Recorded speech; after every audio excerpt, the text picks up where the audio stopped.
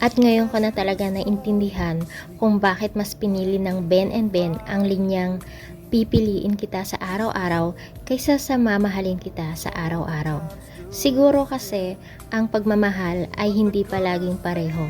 May mga araw na puno ka ng lambing, may mga araw na pagod ka or sawa, at may mga araw din na gusto mong sumuko.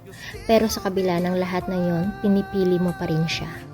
Hindi man kita mahal sa araw-araw, pipiliin pa rin kita sa ginhawa man o sa bigat, sa saya man o sa sakit. At siguro ito ang pinakamahalagang tandaan ng mga nasa relasyon ngayon. Huwag niyong hanapin ang mali or balikan ang mga nasaktan.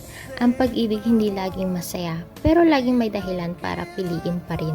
Kaya kapag dumating ang panahon na sinusubok kayo ng mundo, sana piliin mo pa rin siyang piliin. At hanggat kaya mong magsakripisyo, gawin mo hindi dahil sa obligasyon, kundi dahil pinili mong mahalin siya.